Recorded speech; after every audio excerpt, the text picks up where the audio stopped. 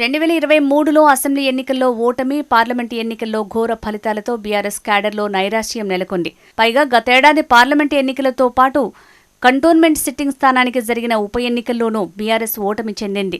ఈ నేపథ్యంలో జూబ్లీహిల్స్ ఉప ఎన్నికలను బీఆర్ఎస్ ప్రతిష్టాత్మకంగా తీసుకుంది. బై ఎలక్షన్స్లో గెలిచి తాము బలంగానే ఉన్నామన్న సంకేతాలు ప్రజల్లోకి పంపాలని బీఆర్ఎస్ భావిస్తోంది. ఇందులో భాగంగా బీఆర్ఎస్ అధినేత కేసీఆర్ వ్యూహాలకు పదును పెడుతున్నారు. ఈ నేపథ్యంలో ఉప ఎన్నికల్లో సానుభూతి వర్కౌట్ అవుతుందో లేదో అన్న అనుమానం బీఆర్ఎస్ అధిష్టానంలో ఉందట.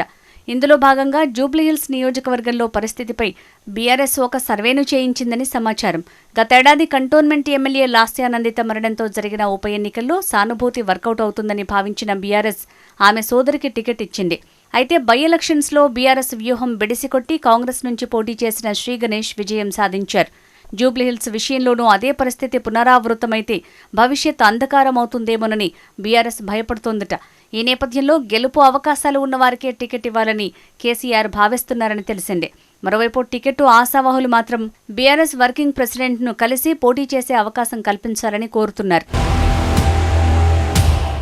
కంటోన్మెంట్ ఉప ఎన్నిక అనుభవం నేపథ్యంలో బీఆర్ఎస్ ముందే మేల్కొంది. ఉప ఎన్నిక ఎప్పుడొచ్చినా ఎదుర్కోవాలని బీఆర్ఎస్ అధినేత కేసీఆర్ పార్టీ నేతలను ఆదేశించారు.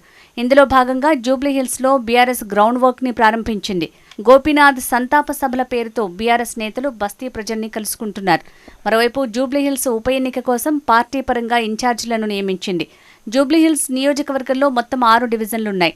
ఒక్కో డివిజన్కి ఒక్కో ఇన్ఛార్జిని నియమించారు.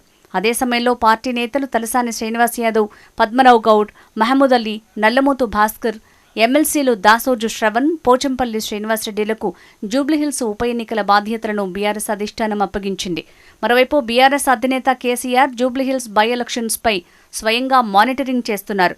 నందినగర్ నివాసంలో వారం రోజుల పాటు ఉన్న కేటీఆర్, హరీష్ రావులతో వరుస సమావేశాలు నిర్వహించారు. సిట్టింగ్ సీటును ఎలాగైనా గెలిచి తీరాలని కేసీఆర్ చెప్పారట. ఇందులో భాగంగా బలమైన అభ్యర్థిని బరిలో దింపాలని కేసీఆర్ నిర్ణయించారట.